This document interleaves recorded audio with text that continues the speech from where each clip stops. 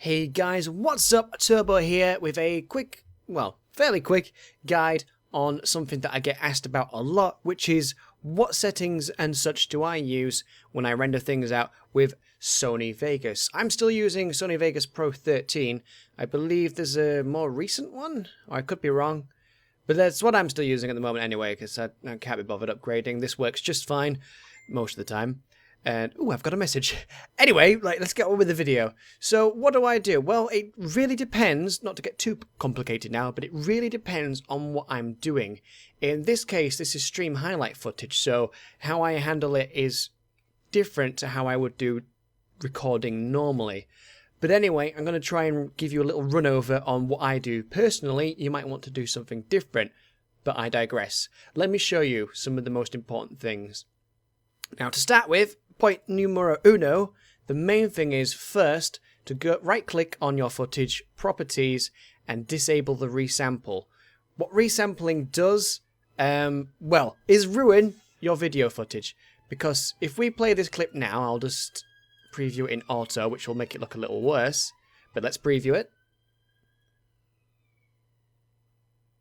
So that's all nice and smooth, not too blurry. Works as it should. Now, if I go into properties and leave it on the smart resample, as you can see now, literally just choosing another thumbnail, everything is ghosted slightly. So always make sure to disable the resample so it's all nice, not ghosty, not blurry. It's all nice and smooth. God damn it, somebody else wants me now. Very popular today. Right, anyway, I digress. Again, let us carry on.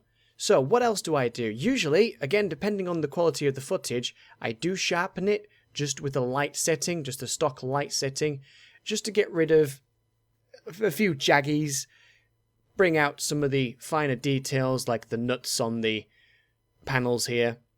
For example, you don't have to do that if you've been recording in 4K for whatever reason. You might not want to do any sharpening at all because it's going to be already really, really nice. But that's just a personal preference and personal taste. I find it helps the video a little bit by the time it's been uploaded and converted on YouTube and also rendered out. What else do I do? Well, a little trick to make sure that your video isn't darkened too much by YouTube by the time you upload it is to simply go into levels, again in the effects tab, and do computer RGB to studio RGB. It will make your video look a little washed out. For example, let's choose this little bit over here that I haven't done yet. That's made it look a little washed out. But it's not going to quite look like that by the time YouTube's finished with it. And again, I'll add a light sharpen just to bring out some of the finer details. Also, what I tend to do, again depending on the video, is do a little bit of color correction. So I drag in the default here like this, and generally I go for a saturation of about 200, 250 or 300. Again, really depends on what I'm doing and what I'm trying to get. Now you might not be able to notice really much of a change, but all the greens are greener, etc, etc. Generally I increase that depending on what the video is. If it's quite cartoony, it can bring out some extra colours in the game, then I'll do it a little bit more, not too much though, because you don't want it to be over saturated, because that would be rubbish. So I've done that. Now what would I do? Normally I would apply that to every single video, but I'm not going to show you that now. I'm going to show you my render settings. So what I would normally do is, oh, you can tell I'm still working on this particular video. Spoiler alert, there's a new video coming in. So normally I would highlight all of what's here, I would go to render as, and we'll wait a moment or two. Do, do, do, do, do, do, do, do, do, do, do. Do, do, do. There we go. Right, as you can see, I've named these something incredibly useful, like my 4K settings here. If you've gone to customize template, I've called it big because it's 60 FPS and it's full actual 4K.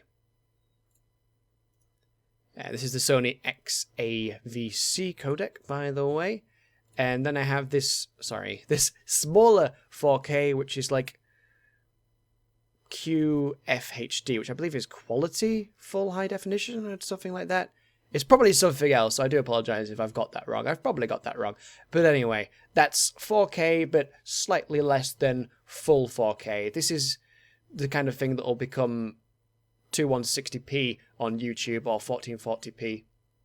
It does take a long time to encode. If I'm just doing stuff in 1080p, I use Sony AVC MVC MP4, and the settings on that are as follows. I will use obviously AVC, 60 FPS, high definition. The bitrate is as high as it'll go. 25 meg is more than enough for uploading something in 1080p to YouTube. If you tried to put in anything more, it's just diminishing returns past that point. You're just going to make a massive file size. It's going to take ages to upload to YouTube, and no one's going to notice anything different.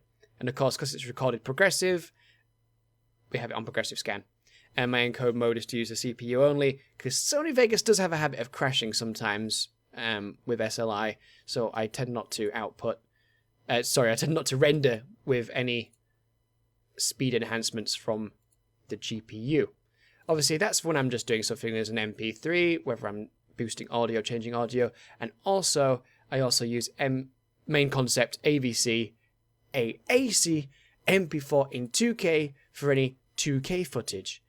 And here we have obviously a higher bitrate because you do get more bitrate on YouTube by using 2K. So here it actually has a point to use a little bit more than what you would normally have. And again, 60 FPS as always, 2560 by 1440p, which is what my monitor is.